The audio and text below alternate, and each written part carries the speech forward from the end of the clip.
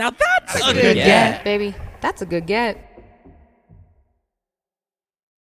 ¿Hablas español? Sprichst du Deutsch? Kan du norsk? If you used Babbel, you would. Babbel's conversation-based techniques teaches you useful words and phrases to get you speaking quickly about the things you actually talk about in the real world, with lessons handcrafted by over 200 language experts and voiced by real native speakers. Babbel is like having a private tutor in your pocket. Start speaking with Babbel today. Get up to 55% off your Babbel subscription right now at babbel.com/Spotify. Spelled BABBEL.com/Spotify. Rules and restrictions may apply. Hi, it's Eva Longoria, and let's be real. After 40, we should ask for more from our skincare. I swear by Revitalift Triple Power Moisturizer by L'Oreal Paris. With vitamin C, pro-retinol, and hyaluronic acid, it reduces my wrinkles, firms, and brightens. And it's not a procedure. It's just a hardworking moisturizer. Revitalift Triple Power Moisturizer by L'Oreal Paris. Grab it today in fragrance-free or with SPF 30. Available at your local Target.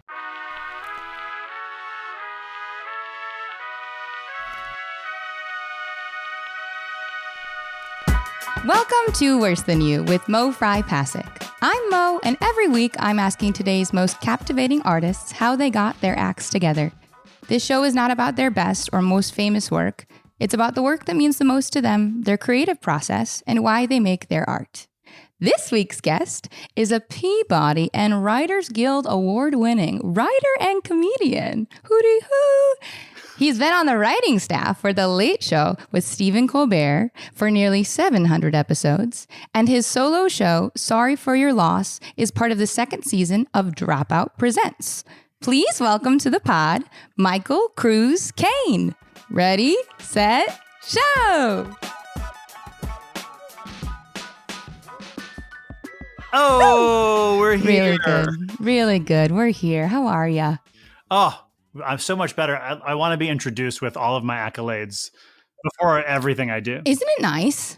Well, because also like we come from like the improviser world where like it's more team brain. So then when someone's like, you're impressive, you hear it, you go like, yeah, hey, wait a minute. Wow. It is also a nice antidote to the general feeling of like, I'm a garbage piece of shit. And then someone's like, you did like 3 nice things. And you're like, right, I did. Yeah, but the brain, of course, immediately is like, but is it ever enough? Yeah, we'll get through.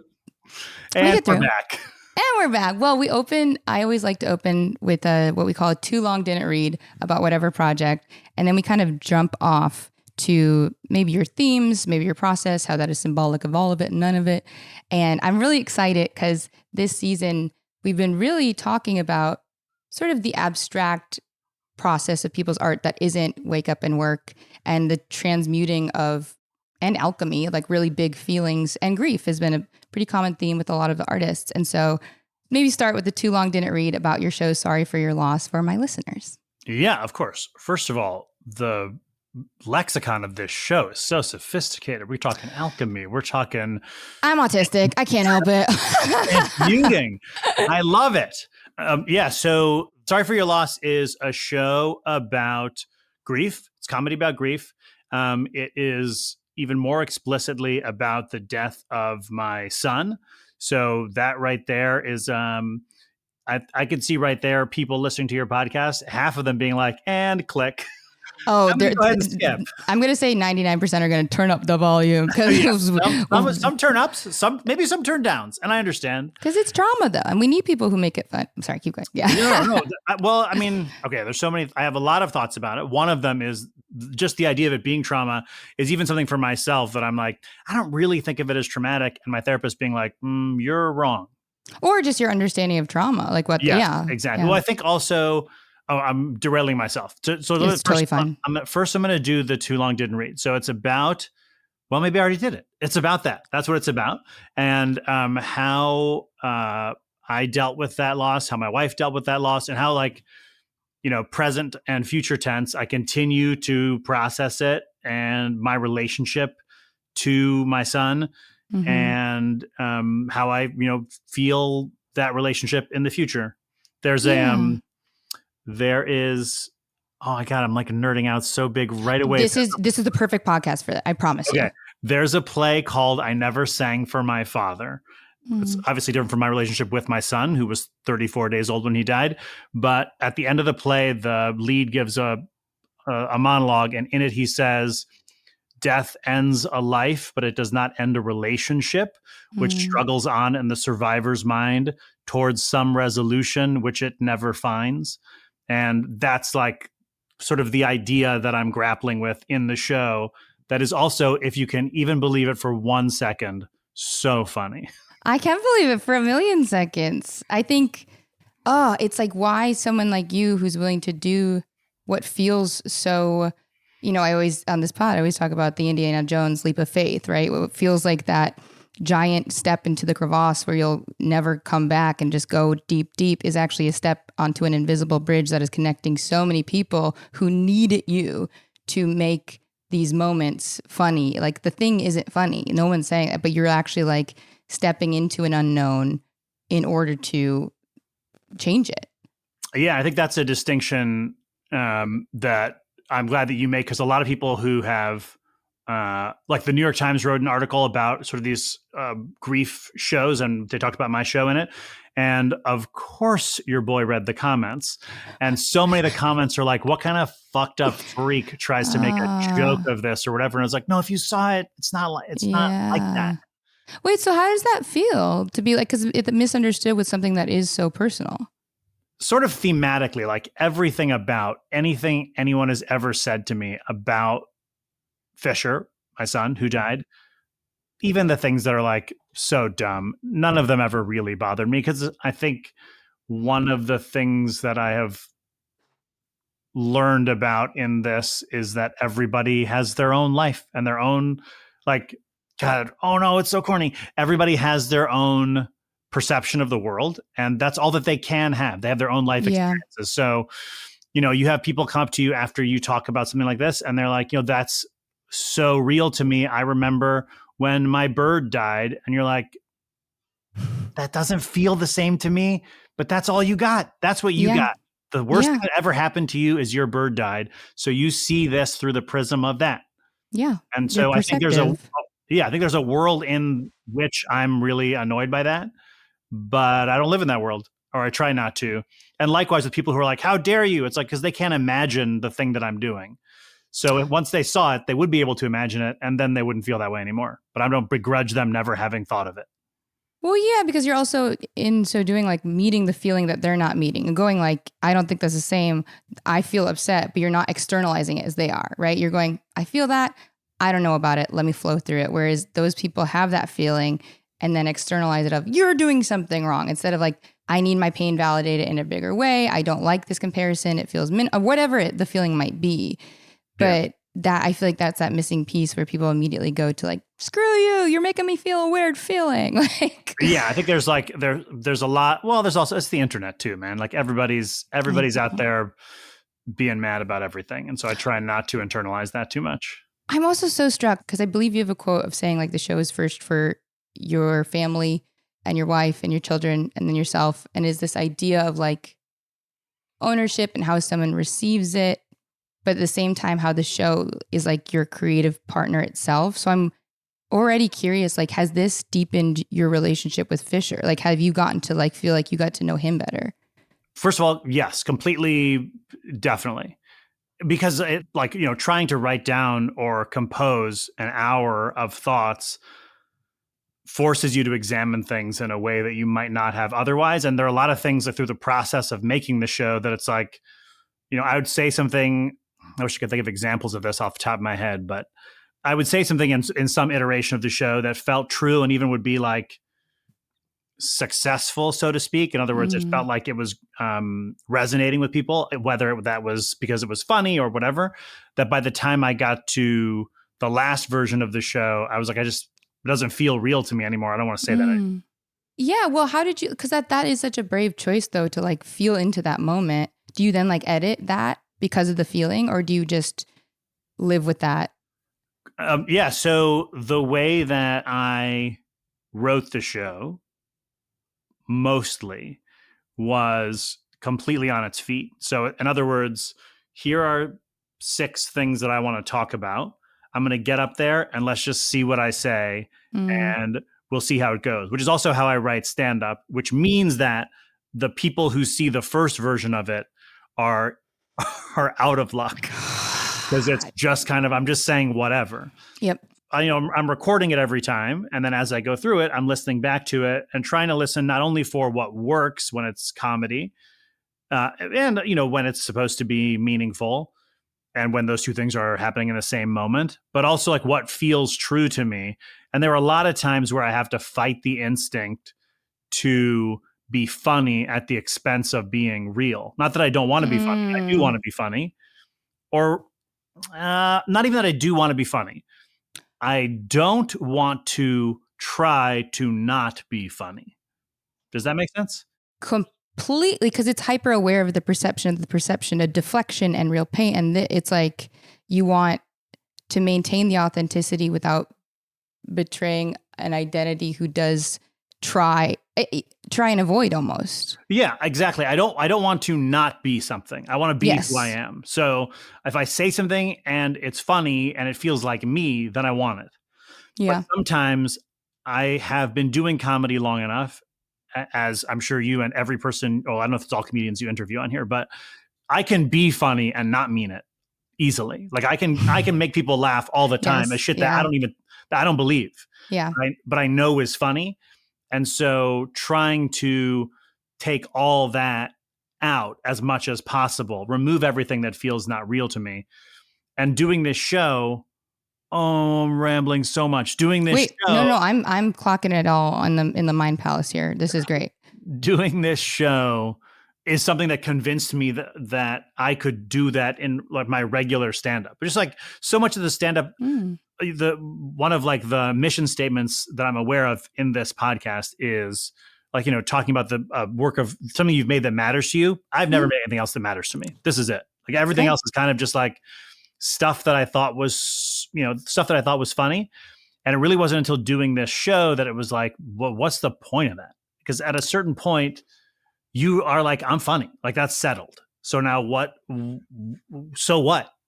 Well, that's exactly why it's the question, is because a lot of people feel the pressure to talk about their most famous or most lucrative and like for you, this has been successful, which is beautiful. But a lot of people, the stuff that means the most and made them feel the most authentic in their expression as an artist, regardless of how they're perceived as musician, comedian, XYZ, is the thing we want to talk about because it might be different from how you're perceived.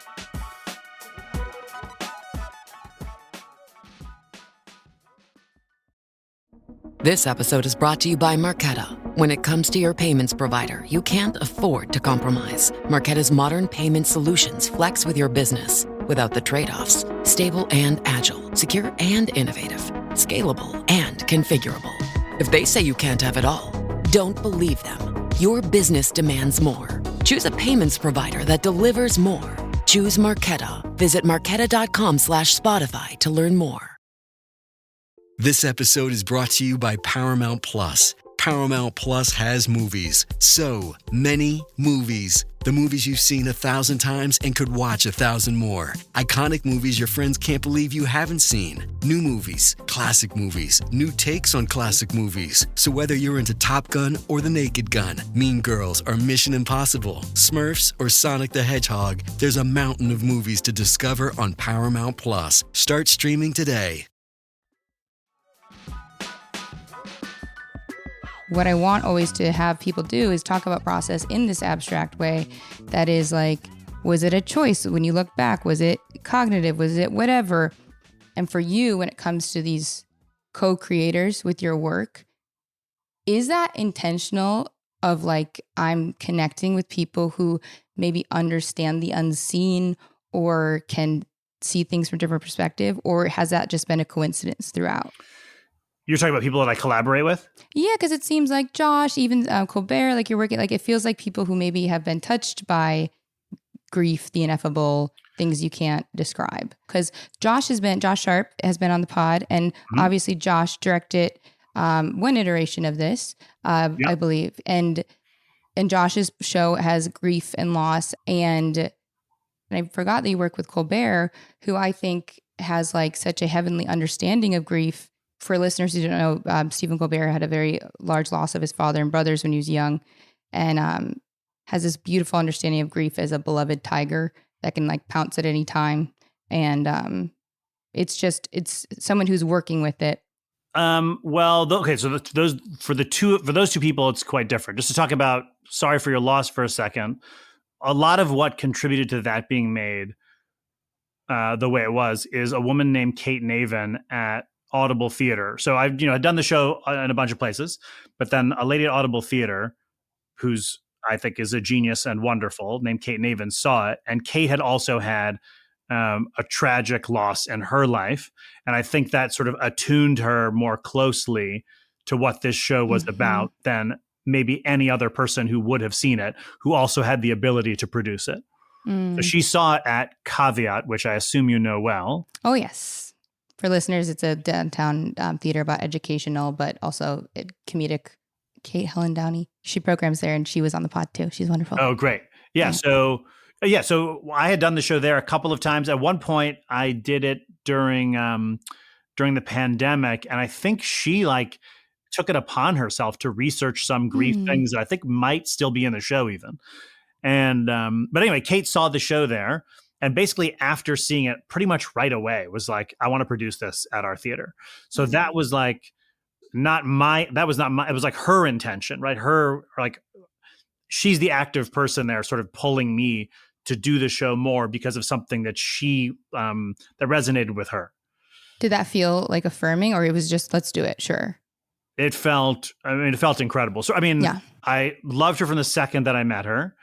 The only thing that is tricky about it is my natural instinct to be like, to want something, and then once I get it, to be like, well, if I have it, it must be bad. Yeah. But I was quickly over that because working at Audible was incredible.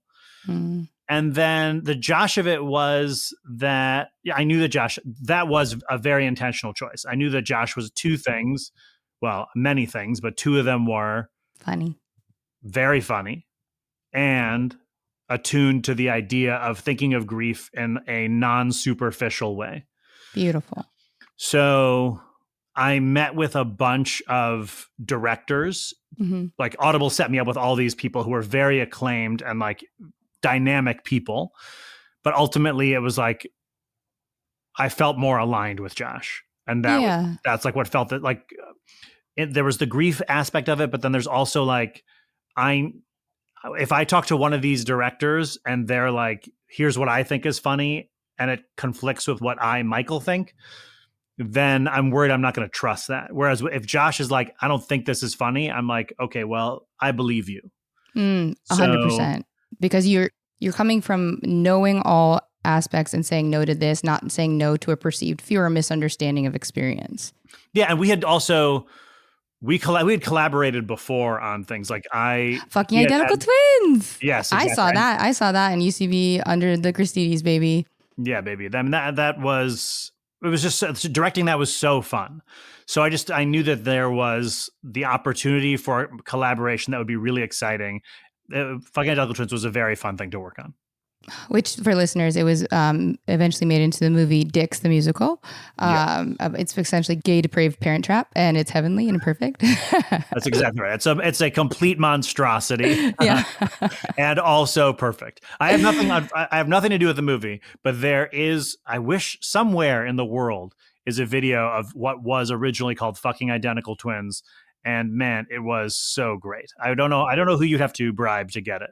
Yeah, it's like it was a perfect chaos in the basement is what it was. It was like that little moment of excitement. But yeah, so like it's so interesting though, because it's like I just think literally and abstractly, like when we're working with these folks and these folks who can go to the most crazy spaces, I don't think it's coincidence that it's people who have had to deal with the biggest questions of loss and darkness that can be the funniest people alive.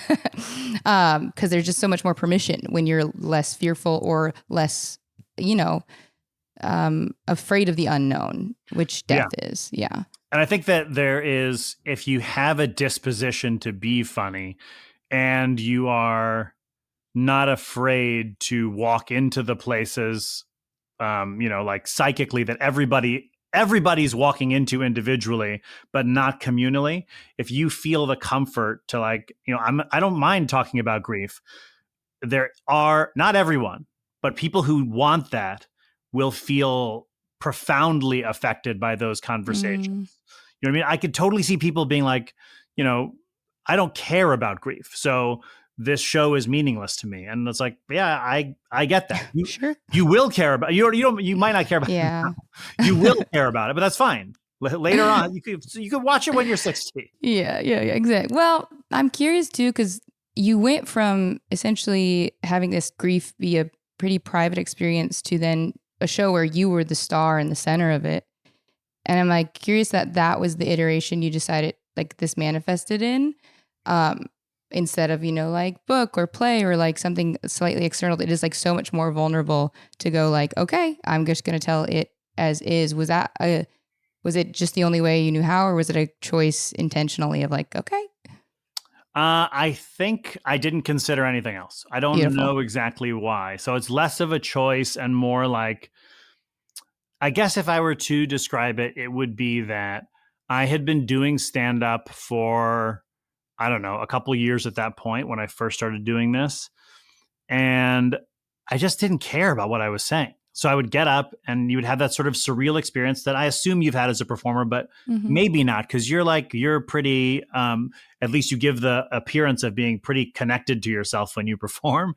But I would be like disembodied. Like I'm up here watching myself do stand-up and being like, that guy's killing, but I don't give a shit about what he's saying.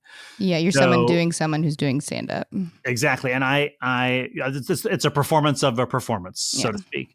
And I was overcome with the desire to talk about grief. So then the Asian Comedy Festival, God bless them, had asked me at some point to like, they were like, would you want to do an hour at I think maybe their first festival? And I was like, sure, here's what I'm thinking about doing. And they were like, do whatever. So I got up and I did 20 minutes about being half Filipino. And then I did 40 extremely ill-formed minutes about grief. And I could only assume people in the audience were like, what ill-formed minutes is that happening?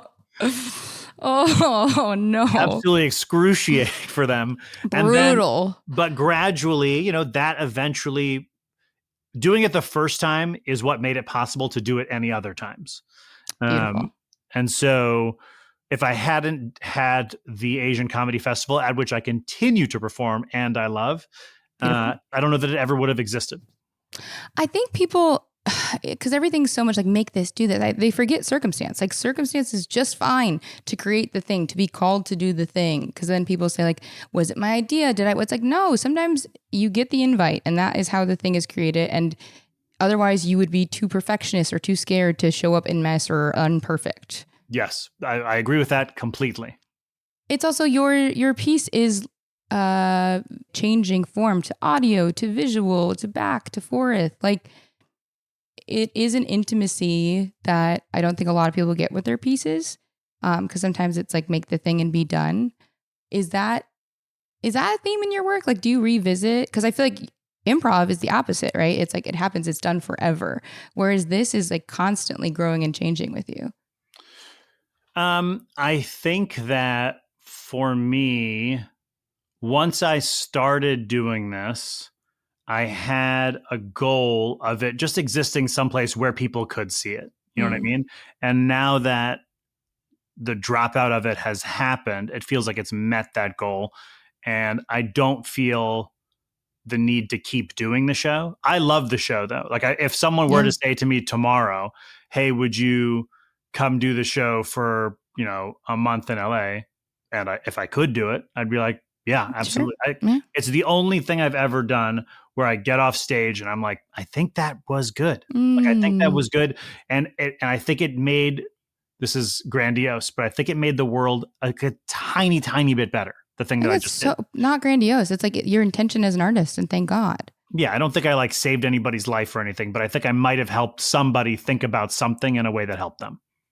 Well, that's my whole concept it's like, you know, simple butterfly effect though. It's like we'll get to the end segment in a while, but the end segment has to do with the fact that like someone just seeing you in a moment can be as effective as doing the Sistine Chapel, like someone saying hi on a day where you feel like you don't exist. Like I think if you can be in a space, it is crucial, especially, you know, the idea of theater, right? You have no idea what they went through that day. You have no idea what they're going through then, how they got dressed, if it was hard to get out of bed. They're in that space. And so to hold that as holy, that it could affect their lives, is a very responsible artist. And I think more people should, I don't know, include that in their validating of self. Do you know what I mean? Yeah. I mean, I hope that you're right. I am, because I've experienced it. You know, it's like someone saying a single joke where you're feeling crazy and you're like, wow, I'm not, like, it's life-changing where you like don't feel alone, and your perspective on life changes. Yeah, I think I've definitely been in the audience when a comedian has told a joke, maybe that even for me was like, I don't relate to this, but I've seen people in the audience light up, and you can tell that it's like, oh, this one's not for me. Yeah. But it's for her, and wow, is it for her? You know what I mean? Like being in the audience for like Jenna Friedman doing jokes about abortion, where it's like, I find them funny on a level. Yes. But there's a level that I obviously don't get, that this lady next to me and a lady next to her and those 4 ladies over there, it's like, oh, thank it's God setting something someone free. said that. Yeah.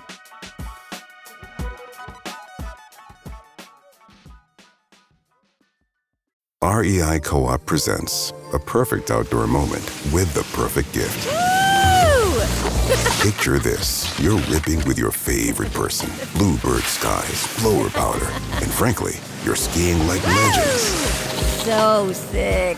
Another lap? Thanks to REI's curation, from lid to sticks, you nailed the gift. No way. How'd you know? Does it get more perfect than that?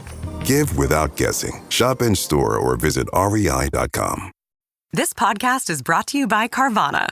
Carvana lets you buy your next car on your terms. Explore a massive inventory online, filter for what matters, and find your perfect match. Then choose delivery to your home or pick it up at one of Carvana's iconic car vending machines. Every car also comes with a 7-day money-back guarantee, so you can make sure it's the right fit. Buy your car on Carvana. Delivery or pickup fees may apply. Limitations and exclusions may apply. See our 7-day return policy at Carvana.com. Carvana. You talk about math a lot, and then also did tutor, and I always laugh because I think like a comedian's brain, especially improv brains, I think are such math brains, because this is the formula, this is how you stray from it, this is the derivative, this is blah, blah, blah, blah, blah, this is how it's successful.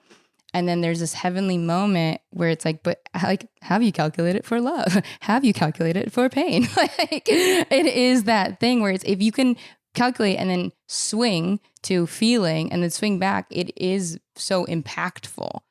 I play math sort of at the level that I play piano, by which I mean like people who don't play the piano think I'm a good piano player, but people who play the piano are like, it sounds like you're hitting it with your elbows. So like, I love math, but I'm not a math expert. But what I will say is the thing that I find interesting in math and that plays deeply into my show is that there is like, quote, right and wrong answers to a lot of things, but there are very many ways to get from the beginning to the end. And it's that idea of equivalency and representation, and the idea that like you think, this is now verbatim in the show, but you think things are one way, but they can also be another way. And like a lot of what tutoring math taught me is there are all these different ways that you might have to teach something for a kid to understand it. And none of those things is not the way. They're all the way. And any one of them can be the way. And they all Dao are. De Ching. A little Dao De Ching right there. A little Eastern philosophy there. Dao De Ching. All of them can be the way. Yes. So like, I'm fascinated by that idea that math is like, it's this like a study of patterns, basically. I think people do tend to think of it as very like, okay, you know, I learned math in this very particular way, and that is the only way that this thing can be done. But actually, there are many ways to do multiplication and many ways to, you know, to even add. There are lots of different approaches to things. And that in the show kind of cracks open the idea of, well, maybe there's a lot of ways of looking at even this tragedy that you might not have thought of before. It's such a considerate drive you take us on. You know what I mean? Like packing car with those things before you get to the thing that everyone's saying is like the scary, you know, it's like, have you ever read Gary Zukav's The Dancing Wooly Masters?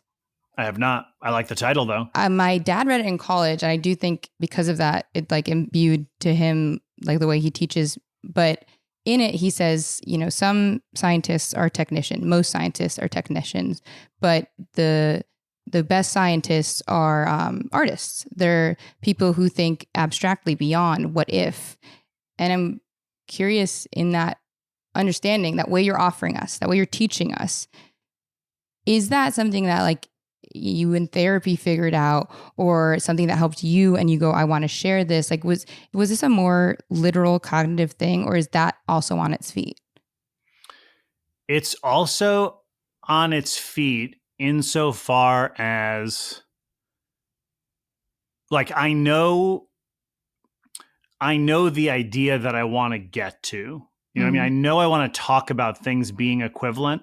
So like in a rehearsal room or on stage, I am like I'll have like written on a piece of paper, talk about how things can be more than one way. And then while I'm up there, I'll be like, oh shit, you know what? Okay, so like 1/2, right? 1/2 is 1/2, but 2/4, that's also 1/2. And 0.5, that's also 1/2. And that's not quite the example I use in the show. I think the example I use in the show is a little more esoteric than that.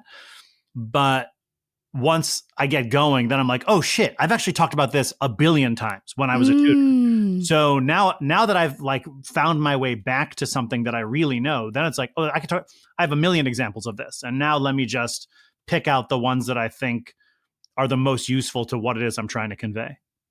Oh, it's such a teacher, which I love. And I do think you're effective in moving people from one place to another. And it is that teacher impulse, which is like if you're teaching the Rosetta Stone, right? Like it's 3 languages. It's like, how do you teach a kid that? You say gato, cat, and this, like, and it's like sha or whatever it is. And you have to use parallel examples, which ties it back in because the quanta can't be observed. You have to approach the subconscious by the side.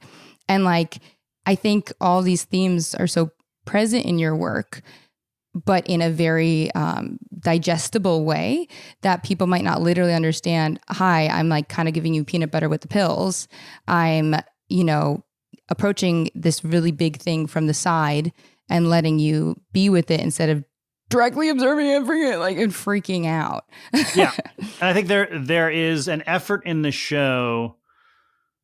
So I spent like, over a decade as a tutor and like doing it a lot. Like it was really my job. So I did it all the time. Wow. And a lot of that is performance. And a lot of that is like the thing that I was specifically good at. I worked at a tutoring company. And the thing that I was specifically good at is if there was a kid who did not want to be tutored or who like had difficulty with somebody else because they were like, I'm not engaged by this.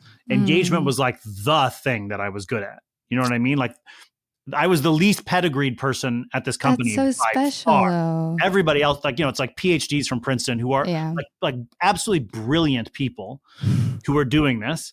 And then the thing that I was good at was I can find a way in. It's also so funny because you're talking about like the most intelligent people. I'm like, because you have feelings and I love those people. Yeah, exactly.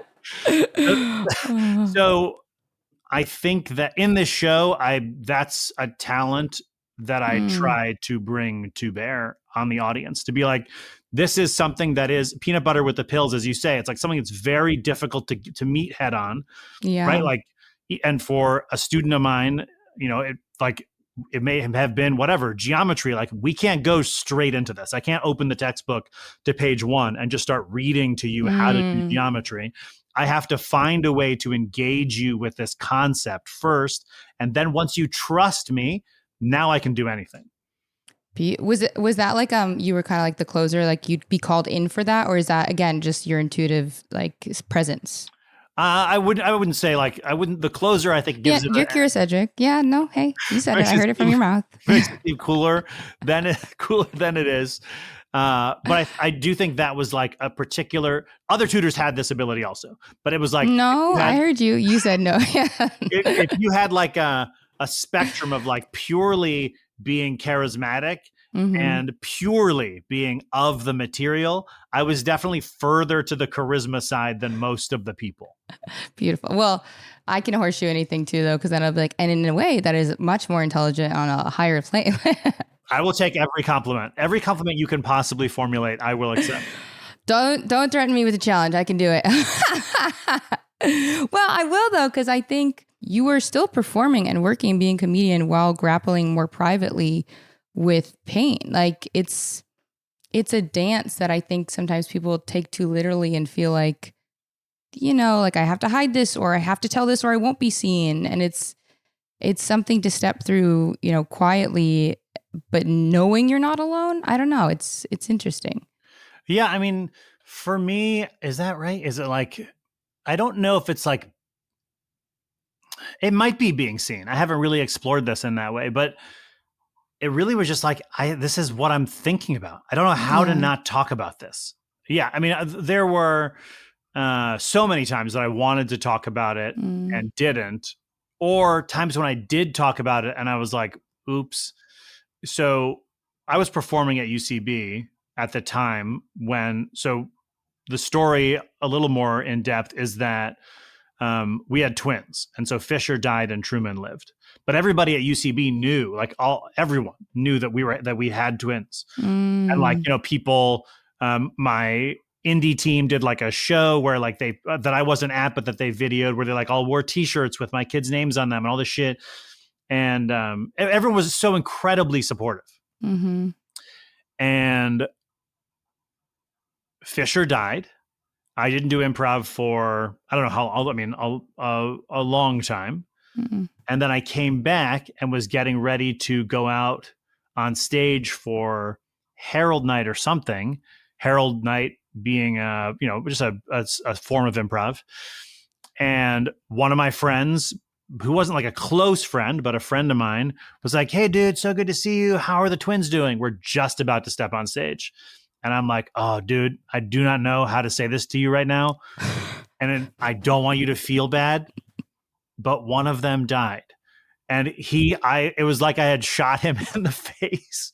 And then we walk out on stage and it's like, hey, welcome to Herald Night, everybody. Can we get a suggestion of anything? It's exactly that. And he does the entire show absolutely ashen. I didn't, but so there, you know, like, because what else do you say? Yeah.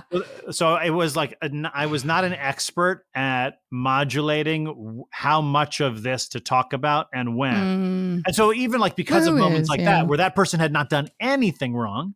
Also, neither had you. Yeah. You're left with this, like, right. Remember not to always talk about this. Oh, it's so hard because it is that feeling of like, one, privacy, one, knowing that you might need to care for their discomfort, let alone yours. Also, like, hey, you're asking, it's pertinent. It's like there's so many thoughts before a single feeling comes in that, of course, any sort of micro discomfort or shift in the energy almost feels like a burden, even if nobody is saying it is. Like, that is why I do think it is a Herculean step to actually speak about it and do the thing, because so many people have those noises before they even get to the step of like, I'm going to talk about it. Yeah, absolutely. And that still happens. I mean, like, I'm more conversant about it now than I once was, but it's still like with anything. I think that people ask me all the time. Is what is a good thing to say to someone who has had something fucked up happen to them?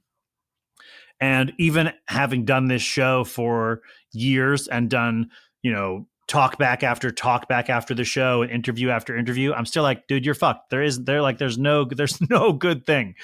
You just do your best. For me, what I wanted people to say to me was what they really felt. After a while, the very well-meaning, you know, sorry for your loss. Oh, you know, he's in a better place, whatever, all that shit. It didn't make me mad, but I was like, I'm not talking to a person. I'm talking to and it wasn't for you. It'd be for them to have said the thing. Yeah. So, but the people who were like, you know, someone said, I asked someone else how their kids were. After one of my shows, my sister's friend came to see the show and we were talking afterwards and I was like, you know, how are your kids doing? And she said, well, they're alive, thank God. And I was like, oh my God, what an insane thing to say. But also it was like, that's okay. So now I know you and we can talk because I know you're going to tell me. No filter. How you Because I know you have no filter. Exactly. That's not for everyone. Like if someone is like, what would you say? I wouldn't tell most people to do that to most other people. But for me, that was good. Yes. This podcast was based on a play that I did at Edinburgh that was like, it was very funny, but it was very traumatic experiences. And trauma for me was that of like assault and loss and grief. And after my show, it would be people would want me to go out and like thank the audience or whatever. And I'd have to really do some psychic prep because many people who've never spoken about things before would immediately feel an in and say, and you'd hear some of the most awful, violent, fucked up things. And because I put myself in the position, was very grateful of like, okay, I'm a container. This is my limit. This is how much I can do. Otherwise I will have my, to do this, X this, read this, whatever I needed to have a boundary. But it is also interesting because you're at the same time, how are you managing like projections almost at that point of like them offering you pain for maybe the things in your show that weren't the pain for you? Do you know what I mean? Like, explain that more. I think when you are a vessel for other people's pain by way of yours, it can often get misunderstood. And so the people who come, their story is a different perception of you, Fisher, your wife, Truman. Willa is your daughter's name, right? Yeah, Willa. Yeah. Yeah. Well, so like you're saying, after shows, I have done a bunch of talkbacks. I did this show once in Brattleboro, Vermont. There was a hospice that hired me to do the show. I've got chills. So I don't know if it's good or bad. I went up to they like rented out this huge theater in Brattleboro, packed the place out. And then afterwards I did a Q&A. And I would say in that Q&A, 90% of the people did not ask me a question. Instead, they were like, so when I was 12, this thing happened. Exactly. And I am not yet at a place. I am not at a place with that where it bothers me at all. I'm only humbled by the space you created for them. The fact that this person feels like I haven't been able to talk about this and now I can talk about it, to me is like nothing but straight honor. And all I'm trying to do is not fuck up and say something that wounds them after what they have just entrusted me with. Because it feels like, a lot of people will talk and they'll be very emotional because they're talking about something brutal. Yep. And I'm in no way an expert or a, psychiatrist or a therapist. So I do try to be very mindful about what I say while also being honest with them. And even if their experience doesn't mirror my own or align with my own, I only feel pure goodness from the people who have come to see my show and talk to me afterwards. And I still get, emails or DMs or whatever, where people are telling me about something that happened to them. And my only reluctance with it at all is I'm only a little worried I'm going to say something that is not right. So I try to be mindful because people can be fucked up about it too. You know what I mean? Like not everybody has processed everything in a way that has enabled them to move through the world freely. And you're aware they're in a vulnerable state no matter what, like that they're messaging. And it's like, I think it's beautiful, your responsibility as an artist that you're taking on of going like, yes, I have offered this space and I'm happy to hold it essentially. But is there a practice you've done to like, almost just like help yourself with those? Or is it just so far it's been beautiful interaction? I mean, mostly beautiful. Not even mostly. I would say all. All beautiful, but I mean for your own stress level, I would like container. say the thing that helps me, or the perspective that I have on it, and this is also part of the show, is that in at least a way, my son is not dead. And that one way is the way in which the story of him reverberates, and it's coming back to me in this lady telling me about her best friend that died. So it's like it's a gift to me that reminds me of my son. If that doesn't sound so fucking lame, but that is that's I don't how think I it feel in sounds it. lame at all. I think I don't know, for me, and maybe it sounds lame, but I think the people I have who have passed on in my life, both prematurely and at the right time, are the people I have maybe the most active relationships with. And the fact that you're doing it with such intention to help other people is like not corny at all. It's like heavenly. Thank you for saying that. Thank you. Of course. Well, yeah, and we're gonna get to the final segment in like a millisecond, but I'm curious. It doesn't sound like you maybe had like religious ideology before this, right? It was like No, I mean, yeah. I went to church. I was in a boys' choir when I was a kid, so I went to Party rock. Hell yeah, I went to church 3 times a week for a few years when I was a kid, and then my mom was Catholic, so she would take us to church sometimes, and I was baptized, and then my dad's family is Jewish, so I was also bar mitzvahed. But I think all in all, both. You got both. Sorry. That's freaking awesome. Yeah. So but the net of all of that is that I probably would have said I was an atheist up until I was like 30. And now I think agnostic is probably more appropriate. But I will say that having tragedy has opened my mind to different ways of conceiving the world. So there was a time where I'd be very judgmental about people who had like sincerely held religious beliefs. And I think embarrassingly, it took something really bad happening to me for me to be like, oh, right. Yeah. I totally get why this would be a thing. Yeah, I don't think it's embarrassing at all, only because many people have the bad thing happen and still don't take that consideration, you know? Yeah, I guess that's true. And that's that perspective. Well, it's the perspective you're teaching, right? It's the 2/3, 4/6. You got it. You're there. Thanks, bud. But it's the perspective, right? It's like, you're like, I was living this. I didn't realize. Now I see it from this perspective. Like, I was connected to these people. I didn't know how. Now I understand. Like, it's something people don't necessarily grab onto, and maybe they just haven't been taught in the correct way. Not the geometry hasn't getting the peanut butter. We're nailing all these metaphors. We're going to the final segment. Well, my final segment, I think it's very apropos of what we've been talking about, especially with that first 40 minutes. What was it? Whatever minutes? Ill-formed minutes, heaven. But so the final segment is called Thank You for Holding My Poems. And it's inspired by the Russian poet Anna Akhmatova, who during the Great Terror, it was illegal to publish poems of resistance. So her and the other writers and creatives that worked together memorized edits of each other's poems and works. And I am so moved by the vulnerability of having to come to someone completely unfinished, unedited, raw, just in your, and have them memorize it, bro, commit it by heart, right? Like, and truly in heart space. And some of the poems were passed through memorization for over 30 years before they were published, with minor edits as they go. Beautiful.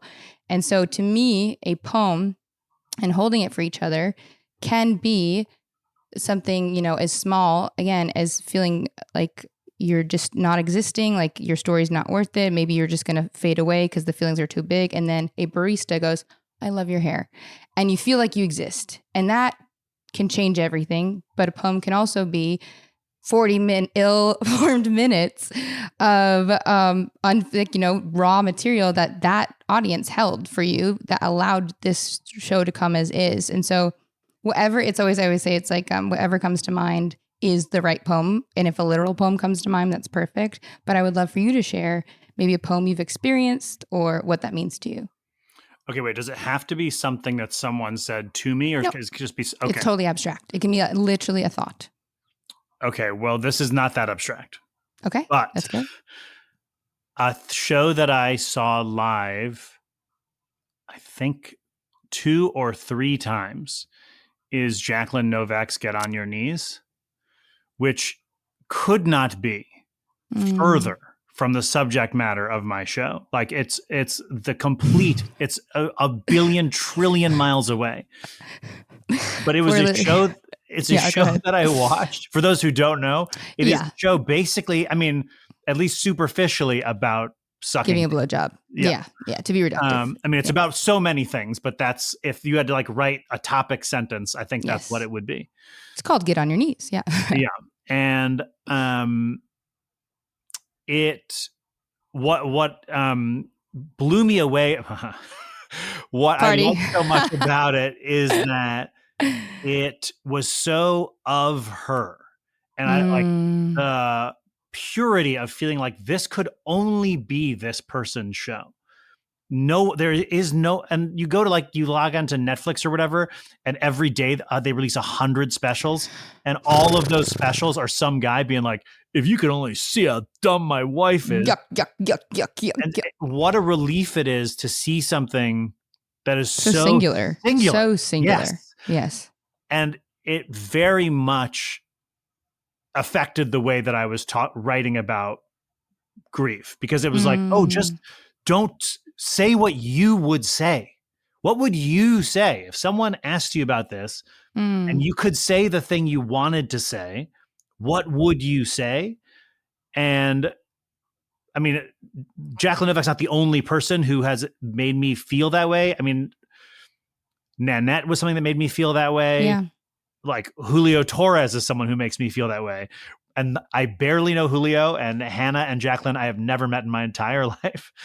But well, they're on the horn. Yeah. But it's work that is like so of this person. And that is what I'm in this show. I think I was able to reach that a little bit. And it's something that I struggle towards every time I open my mouth doing stand-up or writing a joke, that it's like, what would you say? And it's so hard not to be like, to download everyone else's sensibility and become an algorithm of everyone else's thoughts. And instead to be like, what's me? What do I have to say about this? But I adore that, because it's not only that, right? But we're also bombarded with the fact that you will be successful if you do it in this formula. Totally. And like that you need to. And so then you are caught doing, as you said, like the performance of stand-up. Like it's like, and so then it is Bambi legs to go like, well, I'd say it this way. Is that okay? Like, yes, totally. Oh, I'll say it that and it's way. so funny. It's funny to me to say this, because I know someone will listen to this podcast and then come see me do stand-up and be like, he's talking about this. No, but it's internal and so radical. It is. And like Jacqueline's, oh my God. I also went 3 times. And then when it came to LA, I was like, I'll see it again. That show was so that, because she had written a book. She was so like, I would call prose versus if stand-up is poetry, right? Like she was so beautifully long-winded, and like she made it seem so possible, and her metaphors, and like it was things that people would say were, you couldn't track, or like you needed to make pithier, or she couldn't say this about her. Like she so simply and easily subverted all those things. It's like, it's something that if you told someone about it, they might be like, I don't want to see that. I don't like that. And that's okay. That's fine. Everything doesn't have to be for everybody was one of the ancillary points that I learned from that it's like, this thing can just be exquisite on its own. And it can be like the best French restaurant you've ever been to. And if you're like, I want sushi, well, then you won't like this. Yeah, 100%. But if you are open to it, you will be moved by it because it's true. I also think we're not accounting for the fact that like at that era, right? Like it's like we think about, we were very much doing comedy a long time, and then finally alt or more like heady cerebral comedy started getting popular because you watched Julio do Wells for Boys on SNL, which it hadn't been done. And then like specials like Jacqueline's, like, sure, we can reference, I guess. But as far as mainstream comedy, that sort of alt, more cerebral stuff was not where success was. And so it was a moment where it was radical to say, like, this is huge to have been able to pull off. Yeah. Well, that was a heavenly poem. I love that. It feels like I talk about permission a lot, and it feels like it gave you a lot of permission. It very much did. It very much. I mean, I should also just add that my wife and my kids were like stalwarts and so like such proponents and boosters of this entire process, like that nothing is possible without them. I would also just tack that on at the end. Oh, it's important and heavenly because it's like that support is like getting you through. This makes me so happy. It feels very on theme for the season of like what you're working through, the get it on its feet, your style of working through, and also your intentions as an artist, like to, I don't know, heal someone in a micro way and hold that container of a space by way of your story. Well, thank you. I'm glad. This was lovely. Can you tell my listeners, besides March 27th, 2026, where they can now stream or find your other work or Sorry for Your Loss is on Audible. So if you listen to Audible, you can hear it there. It will be visual for you on Dropout in March of 2026. And then you can, I guess, follow me at Cruz Kayne on whatever the things are. I don't really post that much. And otherwise, cool. I don't know, write me a letter if you can find my address. Don't tell them that. Don't tell them. Hey, never mind. We'll do that. You can send a DM, guys. You don't need... I've had that happen before. It's not good. Well, I end every episode with giving my listeners and yourself a compliment. And I give everyone the same one, but it means a different thing in my heart each time. And I say, oh my God, you're so pretty. Thank you so much. I'm really receiving that. That means you a lot. are. Everything about this was beautiful, pretty, like it just a light, sparkly, spiritual joy in the way you deal with grief. So I appreciate that. Worse Than You with Mo Fry Pasick is hosted by me, Mo Fry Pasick. You can learn more about this week's guest and the Worse Than You team by checking out the show and episode copy. Worse Than You with Mo Fry Pasick is executive produced by Erica Ghetto, Mariah Gossett, and Lauren Mandel for Good Get and Disco Nap Productions. Oh my God, you're so pretty. Can you hear the crows outside? I can't. Can you hear the gurgling of my radiator? Obsessed. No, I can't. Incredible. I hope the crows and the radiator can hear each other, though. On the astral plane, of course they can. Now that's a good get, baby. That's a good get.